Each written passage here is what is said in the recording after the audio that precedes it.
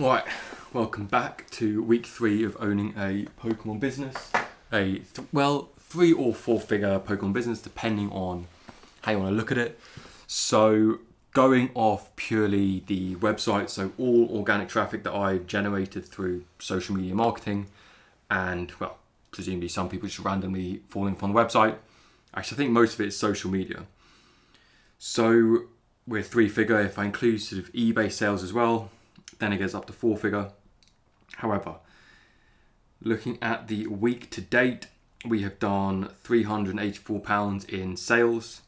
And if we look for the total of these 3 weeks, so that's going from the 15th of November to today, 6th of December, we have done £566 in sales, 14 total orders, 0.86% conversion rate, and 818 website visits. So those are the stats for week 3 of owning a Pokemon business that is mainly selling Korean product, and also, from next week we'll also be selling Japanese product. Although we do have pre-orders, we'll be selling Japanese from there. Some harsh lessons this week. Oh, no, they're not harsh lessons. Some mistakes that I made this week. One, having sufficient boxes on hand. Sufficient not in terms of quantity, but more in terms of the appropriate sizes. So I wasn't ready for a bigger order than I had anticipated. So I think it was only 3 Korean booster boxes. But the boxes I have, so one of these ones, well, there's a bit of a bigger one over there, but the max they're going to fit in are 2 Korean booster boxes, unfortunately. So to do a third, I had to improvise. Luckily, I had a box on hand, which wasn't branded. I've got sort of a box in the TikTok shop or from Amazon, but I didn't want to use them. So luckily I had just an unbranded box, was able to, actually perfect fit to be honest. So I've spent some time today buying some boxes to make sure that that does not happen in the future. I am still printing labels on A4 paper, cutting out and then sellotaping it with clear sellotape to the boxes. I am on the cusp of wanting to get a label maker. Probably should have got it last weekend when it was Black Friday. Such is life. It's fine. This is manageable for now. It's not sort of overwhelming. I suppose I'm only sort of cognizant of that today because I had to pack 8 orders. 6 of them sort of in the past 2 hours. It's currently about 9:30 p.m. in the UK. Just finished packing up 6 orders. I will drop them off tomorrow morning. I could drop them off today, but no difference between today and tomorrow morning. And so I'm going to just do it early tomorrow morning for the Saturday pickup and then gets taken away. So we try to get these out as quickly as possible. I had them order in the morning, packed it up within the hour, dropped it off, and then sort of got picked up later in the day. So it'll be on its way. Just trying to keep things moving, make sure there are no delays on my part. There are sort of international shipping has its own interesting problems. So for example, I got a package sent out to Italy.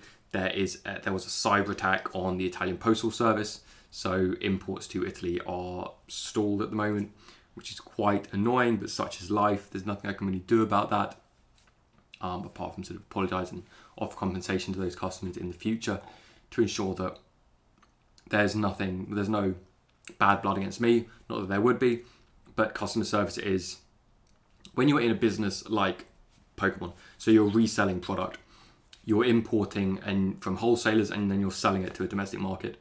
One, you are offering a service to the customer in the sense that you are taking on the burden of import duty and of international shipping and then paying a nominal charge to them, as opposed to, so I can undercut Korean sellers on eBay because I charge my customers less shipping, whereas they have to pay shipping from Korea for themselves.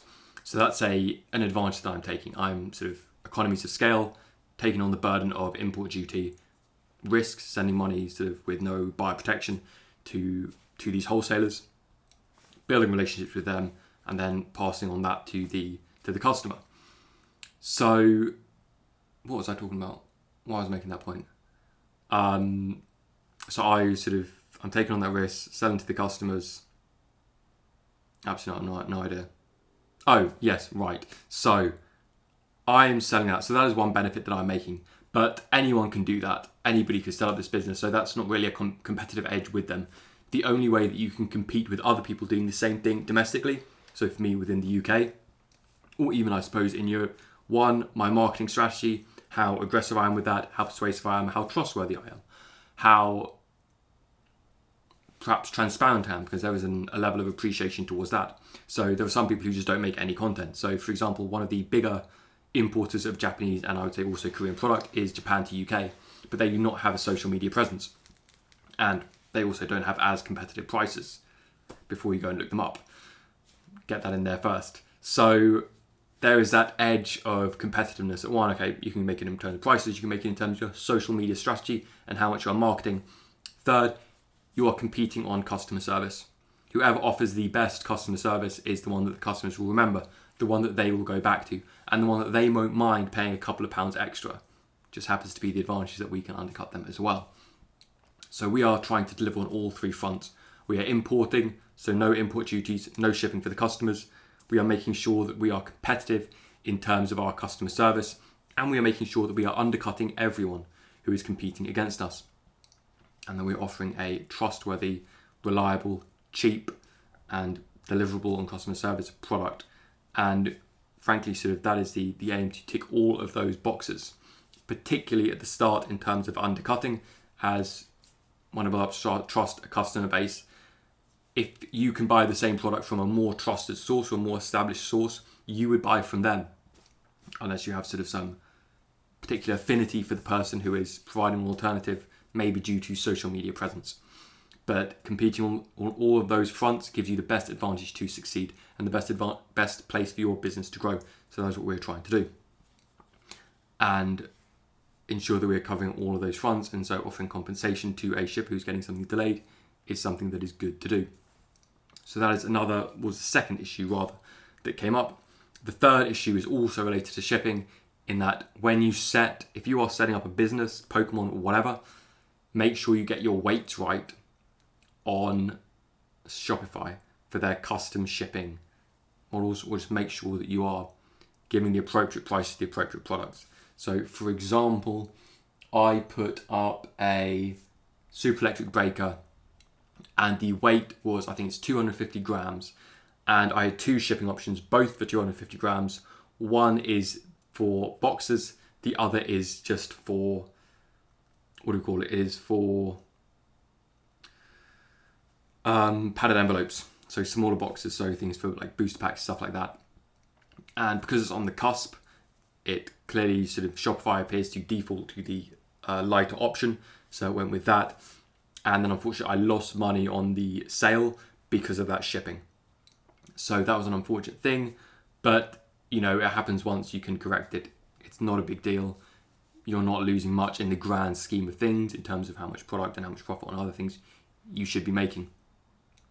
So not too big of a deal, just something to watch out for and consider, not to make the same mistake. Make sure your weights are correct. Make sure you have boxes on hand so you don't have any of these problems arising. And be good to your customers. You exist because of your customers. Pokemon did all the work to make an amazing product that you can now wholesale and ship on. I didn't make the product. Nobody selling Pokemon products made it. They just get it passed on to them. So the sort of taking it, packing it up, selling it on is not an amazing thing to do. You're not creating really a product. It's not sort of innovative. It's not an invention. So you are offering a good to an extent, but you're also offering a service. And I think that's something really important to keep in mind for people who are just importing and exporting. The service is what is going to set you apart from the competition. The commitment to that service and the commitment to growth as well in terms of social media strategy. That is another very important aspect. And this week I've also been playing around with ads. So from a PokeAny video that I watched, or sort of a couple of them that I've been watching, where he recommends that you only boost a reel, let's say on Instagram, when it's actually getting organic growth. So when I saw a reel with getting organic growth, boosting it, seeing how it does, spending £3 for 3 days, really not much in the grand scheme of things, sort of something to spend on marketing, and seeing how that grows it, how that gives an edge. So that is something I'm playing around with, not so fruitful really. It's hard to quantify how much growth that is really giving at the moment, you don't know if those actually convert into sales. So it shows you whether there are website visits, whether it actually converts into sales. It's not entirely clear. So yeah, that's 3 weeks into owning a Pokemon business. Some mistakes that anyone starting up any business really should keep in mind, that you have boxes for the individual orders. But what happens when someone orders 3 of them or 4 of them? What are you going to do? What's the strategy for that? What's the strategy for big orders? And to always have that in the back of your head and something that you can do, because you do not want to be in a position where you have to turn to the customer and say, sorry, your order was too big, I can't actually deal with that, or sorry, I'm going to have to ship it in 2 parcels, because you should be taking on that burden then. If you have to ship in 2 parcels, they don't have to pay double shipping. You then have to pay for 2 shipping labels, unfortunately.